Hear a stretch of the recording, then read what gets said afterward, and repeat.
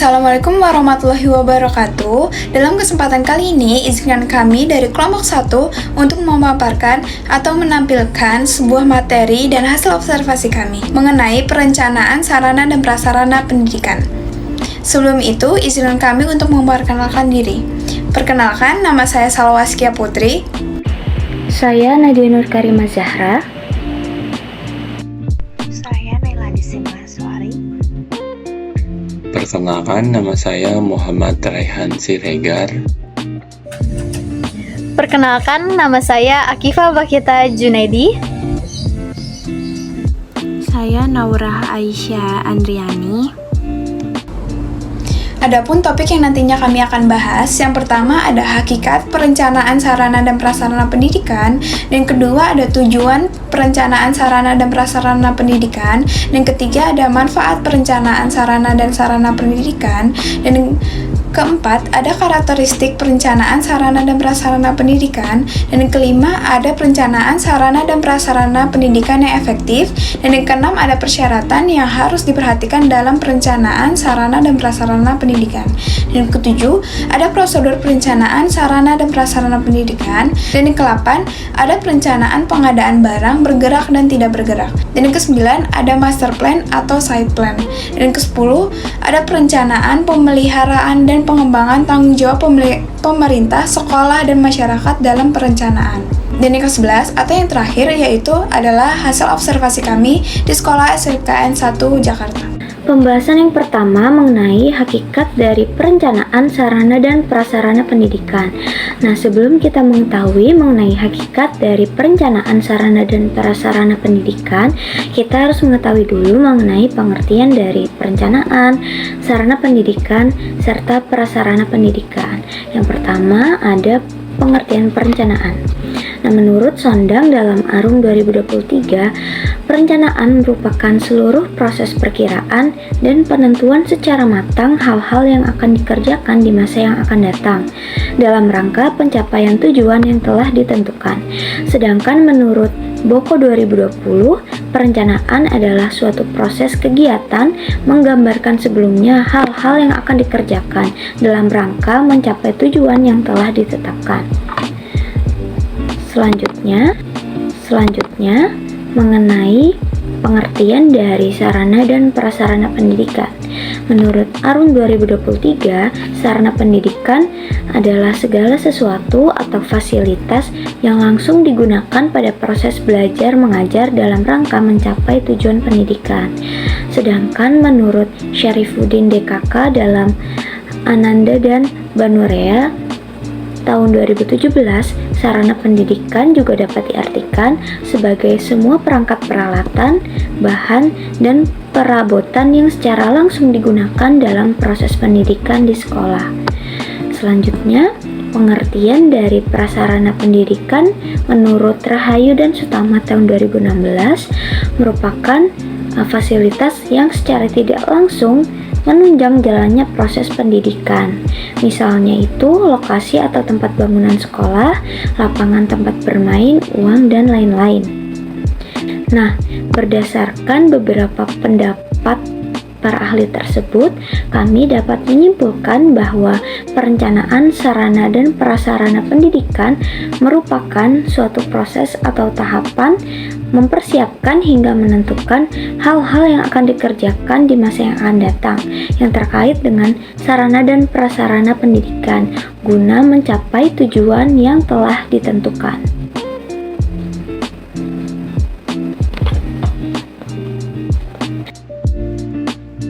Tujuan perencanaan sarana dan prasarana pendidikan. Menurut Arum 2023, tujuannya adalah untuk menghindari terjadinya kesalahan dan kegagalan yang tidak diinginkan, serta untuk meningkatkan efektivitas dan efisiensi dalam pelaksanaannya.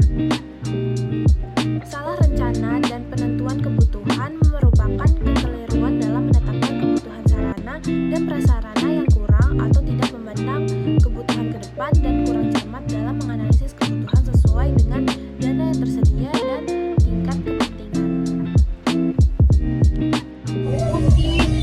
Selanjutnya, manfaat perencanaan sarana dan prasarana pendidikan. Perencanaan sarana dan prasarana pendidikan itu sendiri merupakan proses strategis yang bertujuan untuk memastikan bahwa semua fasilitas dan sumber daya yang diperlukan untuk mendukung kegiatan belajar mengajar tersedia dan dikelola dengan baik.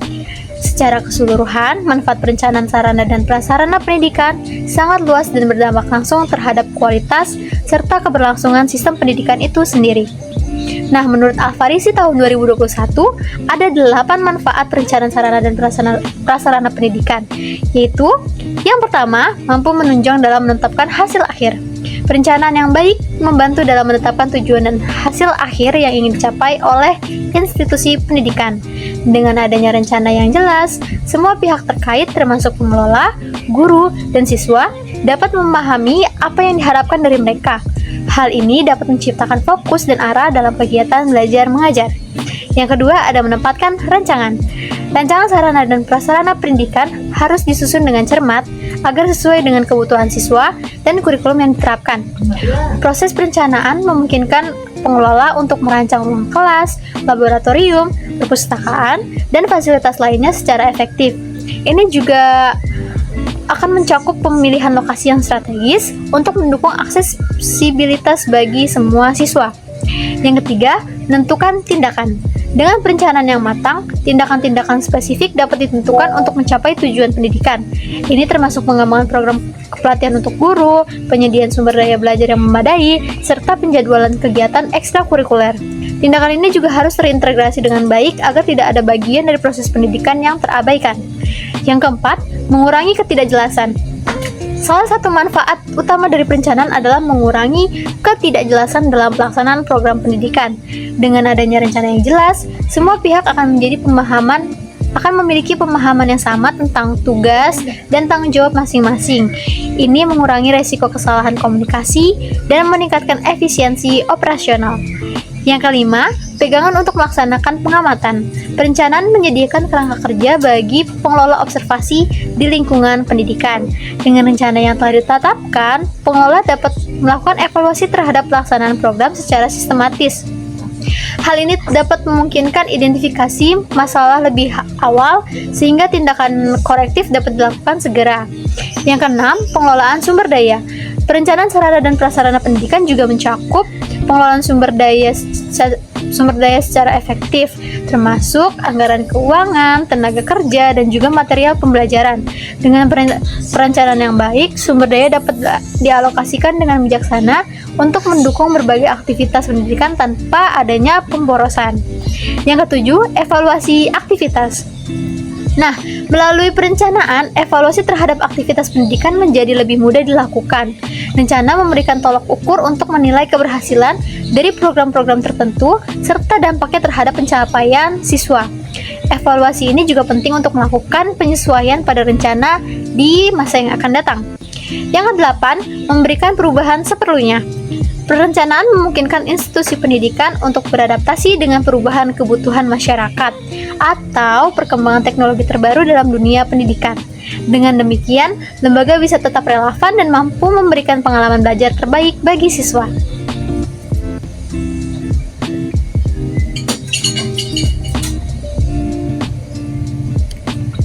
Oke, selanjutnya kita masuk ke materi karakteristik perencanaan sarana dan prasarana pendidikan. Perencanaan mengandung 4 unsur. Yang pertama, sejumlah kegiatan yang ditetapkan sebelumnya. Yang kedua, adanya proses. Yang ketiga, hasil yang ingin dicapai. Dan keempat, menyangkut masa depan dalam waktu tertentu. Fungsi perencanaan adalah sebagai pedoman pelaksanaan dan pengendalian, menentukan strategi pelaksanaan kegiatan, menentukan tujuan atau kerangka tindakan untuk mencapai tujuan tertentu. Dalam menentukan rencana harus dilakukan secara matang dengan melakukan kajian secara sistematis sesuai dengan kondisi organisasi dan kemampuan sumber daya dengan tetap mengacu pada visi dan misi organisasi. Definisi sederhana di atas sesungguhnya mengandung 4 pokok pikiran. Nah, yang pertama itu, suatu rencana tidak akan timbul dengan sendirinya, melainkan lahir sebagai hasil pemikiran yang bersumber pada hasil penelitian yang telah dilakukan. Kedua, para manajer yang selaku perencana mutlak perlu memiliki keberanian mengambil keputusan dengan segala resiko. Yang ketiga, orientasi suatu rencana ialah masa depan. Yang keempat, rencana harus mempunyai makna bahwa apabila rencana itu dilakukan, ia akan mempermudah usaha yang akan dilakukan dalam pencapaian tujuan organisasi yang bersangkutan. Berikut ini merupakan ciri-ciri rencana yang baik. Yang pertama itu adalah rencana harus mempermudah tercapainya tujuan yang telah ditetapkan sebelumnya. Berencana sungguh-sungguh memahami hakikat tujuan yang ingin dicapai. Yang ketiga, rencana memenuhi persyaratan keahlian teknis. Yang keempat, rencana harus disertai suatu rincian yang cermat. Yang kelima, rencana berkaitan dengan pelaksanaan manajemen.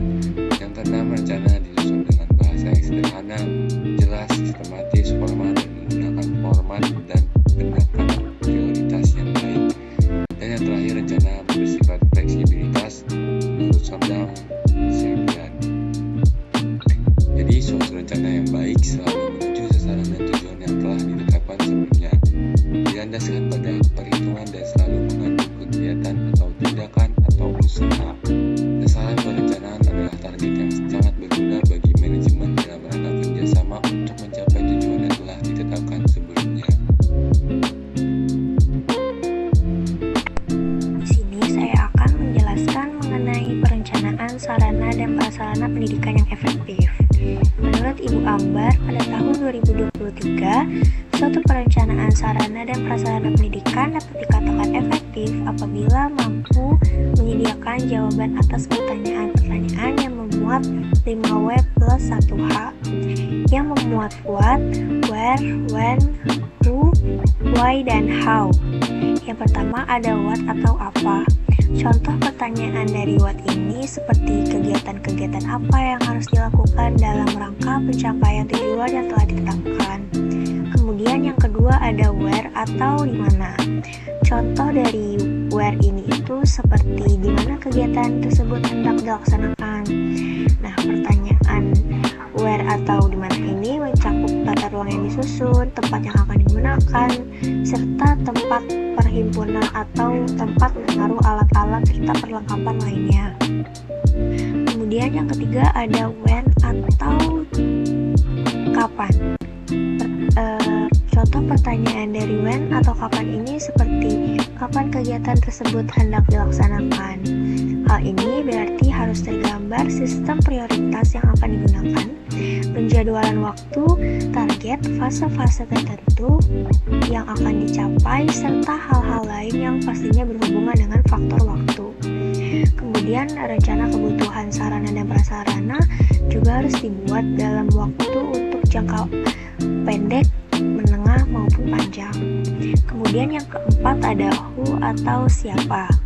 Pertanyaan siapa berarti diketemukannya jawaban tentang personalia yang dilengkapi dengan tugas, wewenang, dan tanggung jawab. Harus terjawab pula pertanyaan yang menyangkut hubungan hierarki antara orang-orang serta syarat-syarat yang harus dipenuhi, baik oleh pimpinan dalam berbagai tingkat maupun bagi para pelaksana. Dalam hal perlu dipertimbangkan dan ditegaskan kebijaksanaan yang ditempuh ini juga dalam pengadaan tenaga, penempatannya, pembiayaannya, pengupahan, dan penggajian, pemberhentian, pemecatan, dan pensiunnya. Kemudian yang kelima ada how atau bagaimana.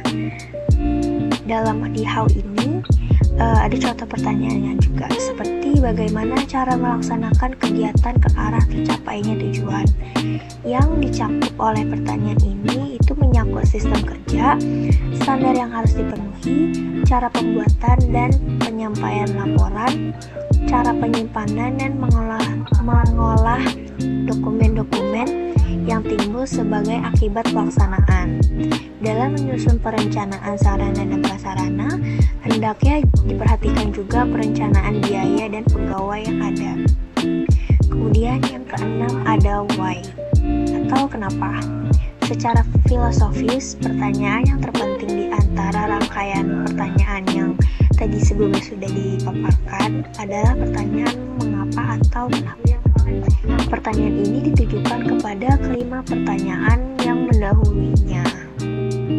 Kemudian selain dari pendapat Ibu Ambar, terdapat juga pendapat dari Elliot dan Mosir dalam Farid dan Alif pada tahun 2020. Mereka menyampaikan pandangannya tentang langkah-langkah yang perlu diambil dalam proses perencanaan sarana dan prasarana pendidikan sebagai berikut.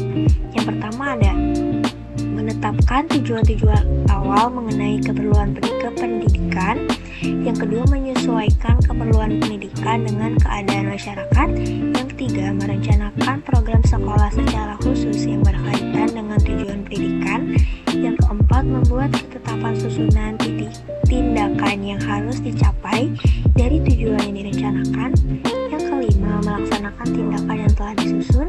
Yang keenam, melakukan evaluasi. Dan yang ketujuh, merencanakan ulang apabila dalam evaluasi tersebut ada yang perlu ditambah atau dikurangi. Di sini saya akan memaparkan materi mengenai persyaratan yang harus diperhatikan dalam perencanaan sarana dan prasarana pendidikan. Dalam perencanaan sarana dan prasarana pendidikan, terdapat beberapa persyaratan yang harus diperhatikan agar fasilitas yang disediakan dapat mendukung proses belajar mengajar secara optimal.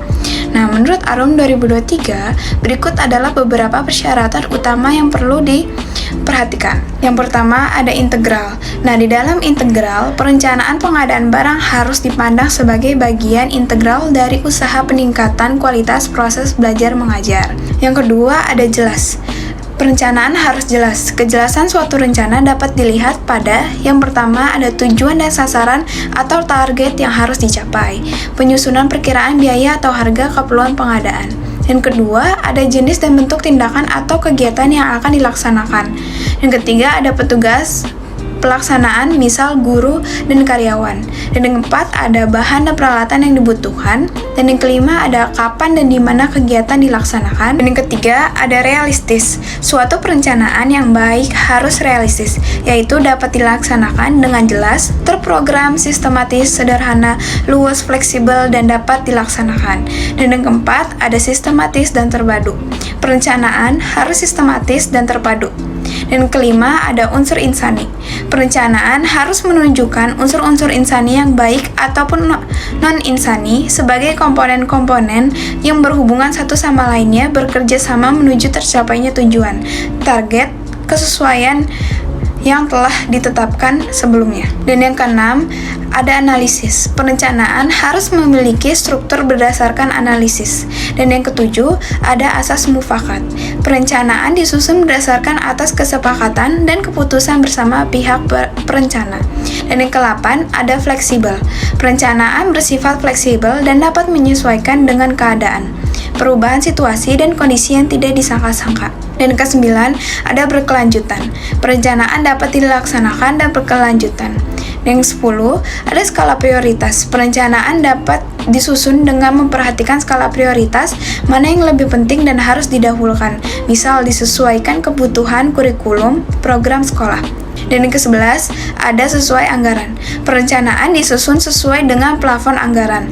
Perencanaan sesuai dengan anggaran yang ditetapkan dikarenakan adanya perubahan tingkat perkembangan ekonomi. Yang ke-12, ada logis.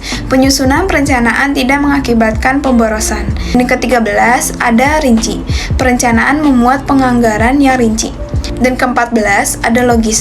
Perencanaan disusun dengan mengacu dan berpedoman pada kebutuhan serta tujuan yang logis. Dan yang terakhir, yaitu yang 15, yaitu sesuai jangka waktu. Dapat didasarkan pada jangka pendek 1 tahun, jangka menengah 4-5 tahun, dan atau jangka panjang 10-15 tahun.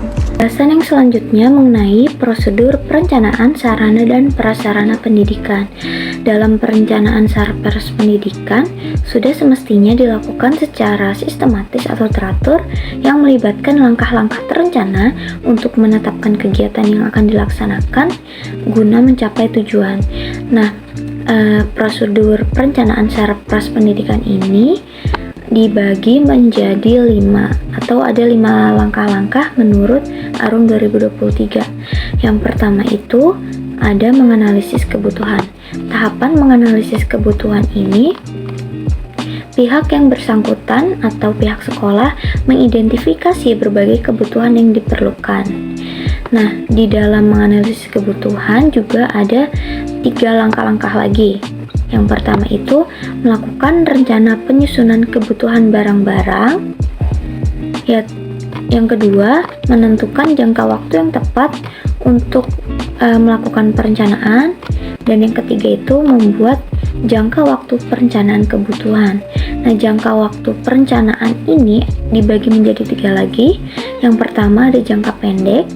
Jangka pendek itu sebuah perencanaan yang dipersiapkan dengan tergesa-gesa dan mendadak karena pentingnya dan waktu yang tersedia sangat sempit. Biasanya hanya dalam waktu kurang dari 1 tahun. Nah, yang kedua itu ada perencanaan jangka menengah. Merupakan sebuah perencanaan yang dalam pelaksanaannya membutuhkan waktu pemasangan. Umumnya kurun waktunya itu kurang lebih 5 tahun. Lalu yang ketiga, perencanaan jangka panjang. Perencanaan yang membutuhkan waktu agak lama yang biasanya kurang lebih sekitar 10 tahun. Lanjut, prosedur perencanaan yang kedua yaitu inventarisasi sarana dan prasarana. Nah, inventarisasi ini merupakan proses yang bertujuan untuk mencatat dan mengelola semua aset yang dimiliki oleh lembaga pendidikan. Pada tahapan ini dilakukan pengurusan penyelenggaraan, pengaturan, dan pencatatan barang-barang milik sekolah ke dalam satu daftar inventaris secara teratur dan menurut ketentuan yang berlaku. Next, prosedur perencanaan sarpras pendidikan yang ketiga yaitu mengadakan seleksi. Nah, di tahapan mengadakan seleksi ini juga dibagi lagi menjadi 2 langkah. Yang pertama itu menyusun konsep program. Nah, prinsip dalam menyusun program ini ada beberapa, yaitu yang pertama ada penanggung jawab untuk memimpin pelaksanaan dari program, lalu ada kegiatan konkret yang akan dilakukan, lalu ada sasaran atau target terukur yang ingin dicapai, lalu ada waktu selesai yang pasti, dan ada alokasi anggaran yang pasti. Nah, langkah yang kedua itu melakukan pendataan.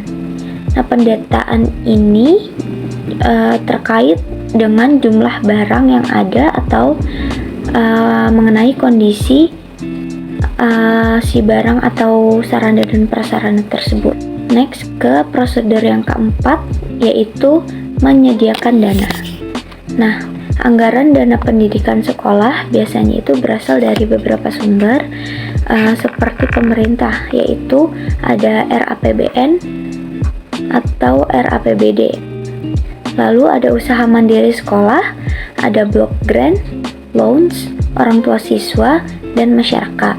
Nah, anggaran tersebut itu digunakan untuk pengadaan, penghapusan, pemeliharaan, dan lain-lain sebagainya yang terkait dengan sarana dan prasarana pendidikan. Lalu prosedur yang terakhir yaitu pemberian wewenang. Nah, pemberian wewenang ini dilakukan untuk mengoptimalkan waktu dengan lebih baik dan fokus pada tugas-tugas strategis yang lebih penting. Nah, pada lembaga pendidikan, pihak-pihak terkait yang diberikan wewenang itu adalah pemerintah, kepala sekolah, wakil kepala sekolah, guru, staf, dan lain-lain. Selanjutnya itu adalah materi perencanaan pengadaan sarana barang bergerak. Jadi barang bergerak itu dibedakan menjadi 2 jenis. Yang pertama itu ada barang habis pakai dan barang tidak habis pakai. Barang bergerak habis pakai itu adalah barang yang tidak tahan lama, cepat susut, dan habis setelah digunakan atau dipakai. Sedangkan barang bergerak tidak habis pakai itu adalah barang yang dapat dipindahkan dari satu tempat ke tempat lain, namun tidak mudah habis setelah dipakai atau digunakan. Contoh barang habis pakai di sekolah itu seperti kertas, pensil, pulpen, dan penghapus. Sedangkan untuk barang tidak habis pakai itu ada meja, kursi, dan papan tulis. Selanjutnya ada langkah-langkah perencanaan pengadaan barang bergerak. Untuk langkah-langkah ini, barang bergerak itu kan tadi disebutin udah ada dua kan, barang habis pakai dan barang tidak habis pakai. Tapi secara garis besar langkah-langkah perencanaannya itu sama, yaitu yang pertama mengadakan survei harga-harga barang baik yang habis pakai ataupun tidak habis pakai. Terus yang kedua menyusun dan menata perkiraan biaya hanya untuk keperluan pengadaan barang baik selama 1 bulan, 1 semester ataupun 1 tahun. Yang ketiga, menyusun daftar perencanaan berdasarkan analisis kebutuhan dari masing-masing sekolah. Dan yang terakhir, menyusun dan mengajukan proposal permohonan pengadaan barang habis pakai ataupun tidak habis pakai berdasarkan analisis kebutuhan yang sudah dibuat sebelumnya. Di sini juga terdapat contoh model perencanaan pengadaan sarana sekolah. Model perencanaan pengadaan sarana sekolah ini memuat 5W1H, what, where, when, who, why, dan how. What-nya itu merupakan jenis barang, jadi jenis barangnya itu disebutkan di dalam model perencanaan tersebut. Terus yang where-nya itu tempat, berarti tempat di mana dibelinya sarana tersebut. Terus selanjutnya itu ada waktu, di mana waktu yang dibutuhkan untuk pengadaan, rentang waktunya dari kapan sampai kapan. Terus yang who itu penanggung jawab dari pengadaan sarana sekolah tersebut. Terus yang selanjutnya why itu ada alasan pengadaan sarana sekolah tersebut. Terus yang terakhir itu ada how atau bagaimana cara mengadakan sarana sekolah tersebut. Di sini terdapat contoh buku penunjang. Jadi di sini ada jenis barangnya itu what kan. What itu kan membuat jenis barang. Terus di sini ada buku penunjang. Terus yang kedua tempat di mana buku penunjang tersebut dibeli. Itu terdapat toko Anugrah. Dan rentang waktu yang dibutuhkan untuk pengadaan buku penunjang ini awal tahun ajaran 2023 dan 2024. Penanggung jawabnya itu kepala sekolah, alasan pengadaannya itu pendukung implementasi kurikulum, dan yang selanjutnya caranya itu dengan cara membeli serta sumber dananya itu disarankan dari bantuan operasional sekolah atau dana BOS. Perencanaan pengadaan sarana barang tidak bergerak. Jadi menurut Gunawan dalam Rosnaini 2019 menyebutkan barang tidak bergerak itu ialah yang tidak berpindah-pindah letaknya atau tidak bisa dipindahkan seperti tanah, bangunan atau gedung, sumur, menara air, dan lain-lain. Selanjutnya ada langkah-langkah perencanaan pengadaan barang tidak bergerak. Di sini ada 2 contoh, yang pertama ruang kelas. Langkah-langkah yang harus dilakukan yaitu pertama mengadakan survei terhadap tanah dan lokasi di mana ruang kelas itu akan dibangun. Mulai dari ukuran tanah tersebut, terus mengira-ngira tanah tersebut tuh muat untuk berapa kelas dan berapa ukuran kelas tersebut jika ingin dibangun. Terus selanjutnya yang kedua mengadakan survei harga peralatan bangunan dan kelengkapan ruang kelas. Jadi setelah ditentukan letaknya itu di mana, selanjutnya yang dilakukan itu adalah menentukan alat atau sarana yang ada yang bakalan ada di ruang kelas tersebut. Dan harga-harganya juga harus ditentukan. Setelah harga-harga tersebut ditentukan, terus masuk ke langkah-langkah yang ketiga, yaitu menyusun rencana anggaran dasar. Harga-harga yang sudah ditentukan tadi dimasukkan ke dalam rencana anggaran dasar, dan dari rencana anggaran dasar itulah bisa ditemukan bahwa apakah dana yang ada dengan kebutuhan yang diinginkan itu bisa terpenuhi atau tidak.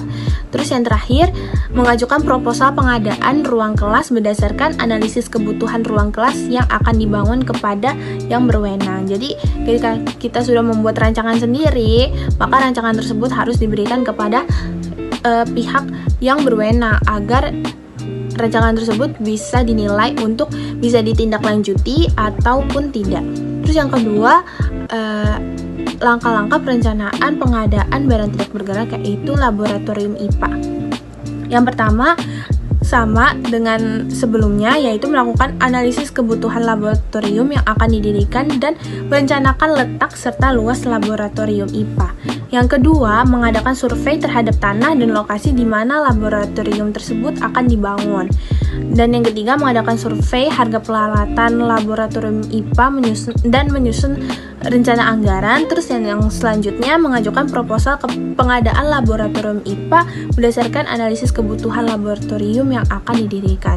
Jadi secara garis besar, langkah-langkah perencanaan pengadaan baik untuk ruang kelas dan ruang laboratorium IPA itu juga masih sama.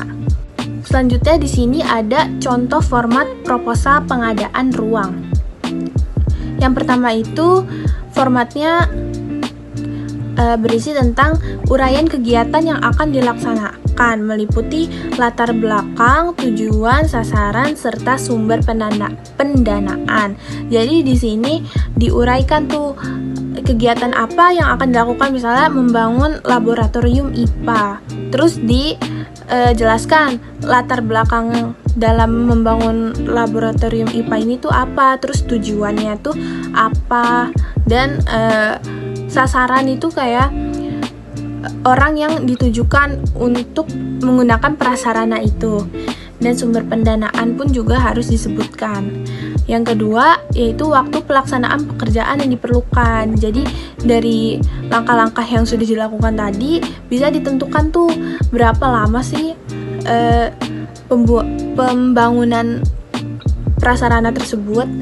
Dan yang ketiga ada kebutuhan atau keperluan yang diajukan. Karena tadi sudah ditentukan lokasi dan letak serta tempat, maka kebutuhan dan keperluan itu juga harus disebutkan di dalam proposal.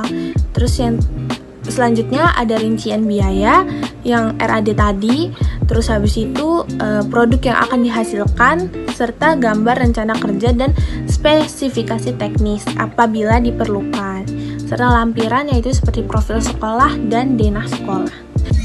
Selanjutnya adalah master plan atau set plan fisik sekolah. Master plan atau set plan fisik sekolah adalah suatu dokumen perencanaan yang menggambarkan secara detail tata letak dan pengaturan ruang dalam lingkungan sekolah. Menurut Arum tahun 2023, master plan fisik sekolah berfungsi untuk mengendalikan perencanaan dan pembangunan fisik kompleks sekolah. Master plan sangat bermanfaat bagi pengadaan bangunan sekolah yang pelaksanaannya dilakukan secara bertahap. Di dalam master plan perlu juga disebutkan informasi mengenai jenis bangunan yang sudah ada dan direncanakan pengembangannya. Menurut Arum tahun 2023, ada beberapa hal yang harus diperhatikan dalam merencanakan master plan fisik sekolah, yaitu yang pertama, pengelompokan atau pendaerahan bangunan atau ruang yang sesuai dengan fungsi dan karakteristiknya. Yang kedua, hubungan antar bangunan atau antar ruang dan antar kelompok atau antar ruang. Yang ketiga, optimalisasi penggunaan lahan.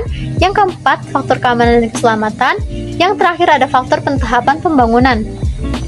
Selanjutnya, bangunan sekolah bukan hanya apa yang berwujud bangunan atau gedung saja, tetapi meliputi seluruh site atau tapak sekolah yang berwujud tanah beserta segala bangunan dan fasilitas yang ada di atasnya, yang digunakan secara langsung dalam proses pembelajaran maupun yang mendukung kelancaran terlaksananya proses tersebut.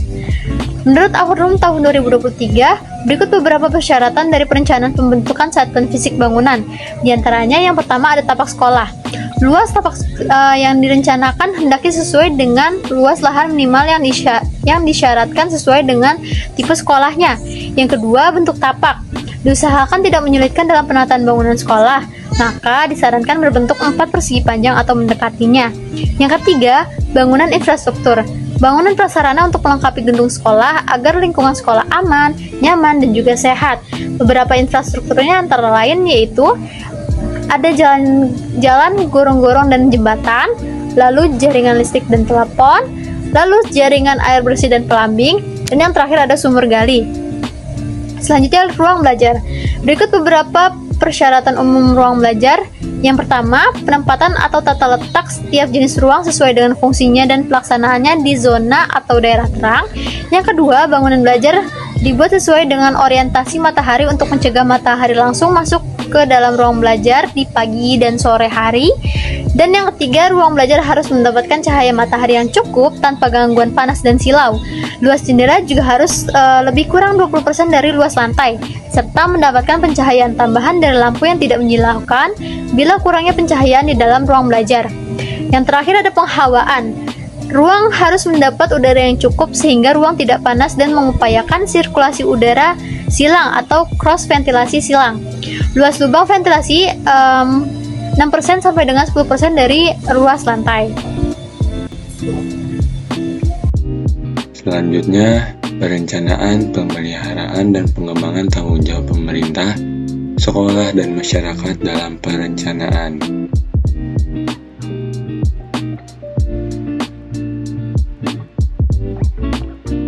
Prosesnya, pembelajaran yang ada di sekolah didukung oleh pendayagunaan atau pemanfaatan sarana dan prasarana pendidikan yang ada di sekolah secara efektif dan efisien.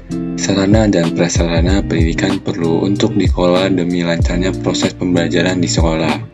Pengelolaan sarana dan prasarana pendidikan merupakan suatu kegiatan yang amat penting dilakukan karena keberadaan sarana dan prasarana pendidikan sangat mendukung suksesnya pembelajaran di sekolah.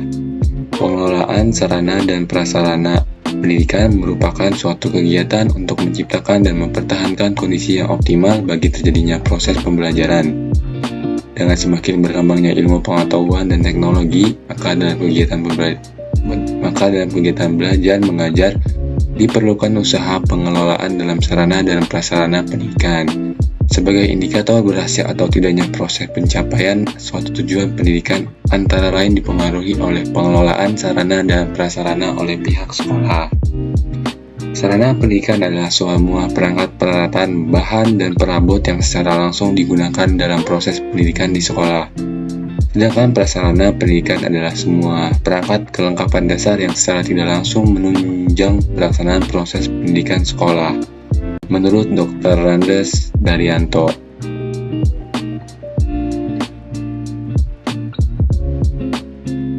Menurut Muhammad Farid, contoh dari sarana pendidikan adalah spidol, kertas, kursi, meja, komputer, dan sebagainya. Sedangkan contoh dari prasarana pendidikan seperti ruang teori, ruang perpustakaan, ruang lab, WC, kantin sekolah, ruang UKS, lapangan sekolah, dan sebagainya.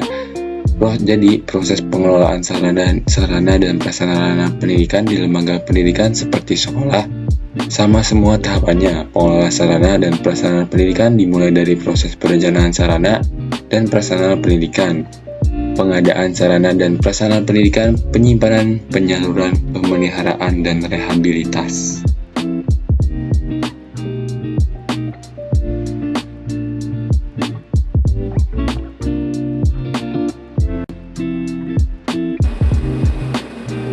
Pertanyaan yang pertama, adakah kendala yang dialami saat melakukan perencanaan sarana dan prasarana pendidikan di SMKN 1 Jakarta?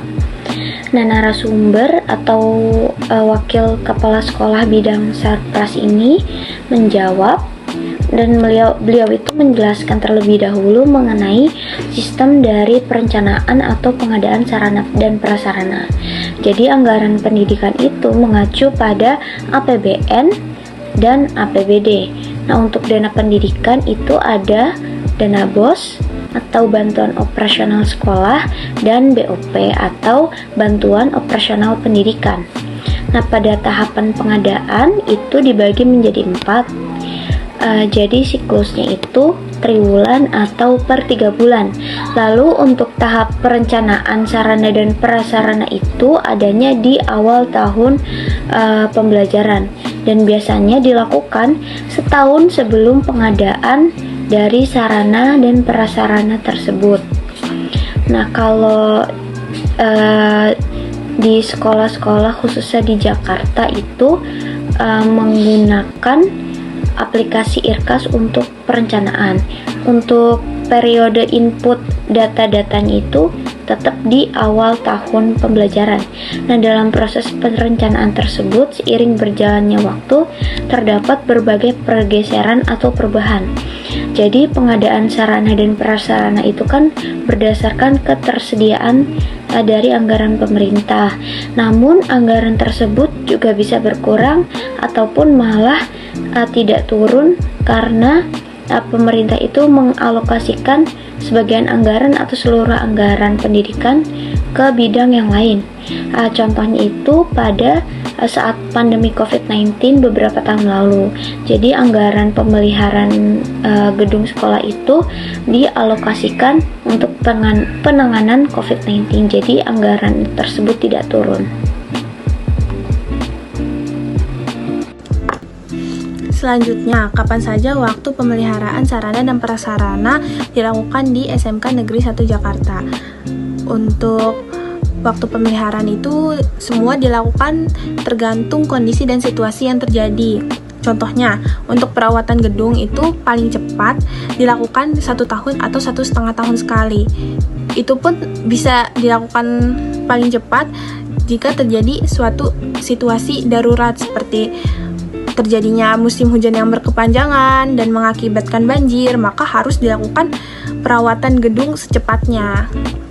Terus untuk contoh selanjutnya itu misalnya ada genteng atap bengkel yang bocor, itu akan dilakukan perbaikan secepatnya kan. Jadi pemeliharaannya itu dilakukan tergantung kondisi serta situasi dari sarana dan prasarana yang ada di sekolah tersebut. Pertanyaan ketiga, apa saja sarana dan prasarana yang ada di SMKN 1 Jakarta? Narasumber menjawab, sarana dan prasarana di SMKN 1 Jakarta sudah cukup lengkap.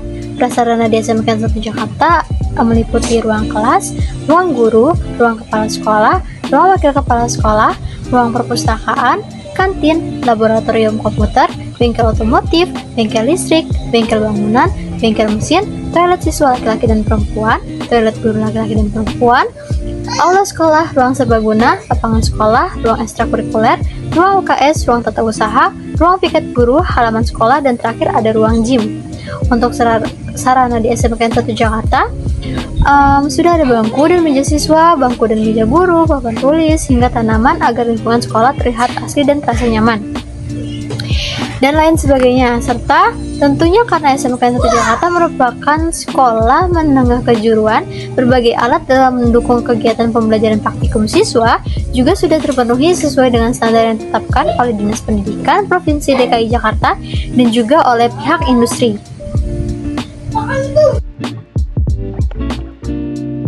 Pertanyaan selanjutnya ada bagaimana prosedur yang dilakukan untuk memajukan sarana dan prasarana di sekolah SMK Negeri 1 Jakarta?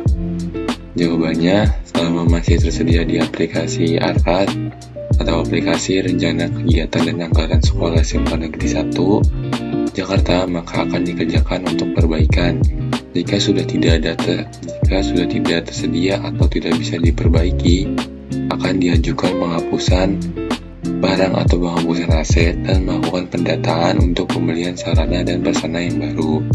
Tapi jika biaya tidak terjangkau, maka sekolah akan mengusulkan ke Dinas Pendidikan. Namun dilakukan secara teknis atau ada sistemnya tersendiri untuk manajemen sarana dan prasarana yang sudah rusak. Jadi supaya tidak ada kendala dalam pengelolaannya.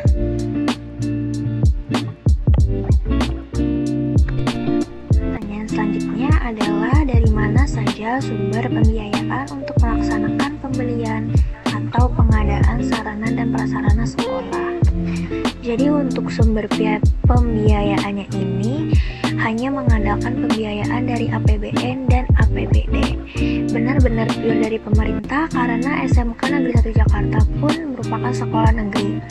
Kalaupun misalkan ada tambahan biaya, itu biasanya SMK Negeri 1 bersifat menerima, seperti menerima sumbangan dalam bentuk CSR atau Corporate Social Responsibility dari sebuah perusahaan ataupun yayasan. Karena sudah ada contohnya sendiri seperti di jurusan otomotif pernah diberikan mobil dari suatu perusahaan untuk sarana praktek. Misalkan di SMK Negeri 1 Jakarta ini ada tambahan dana, itu pun karena status SMK mereka yaitu SMKPK atau Pusat Keunggulan. Nah, tambahan dananya ini sudah pasti untuk membeli peralatan praktek.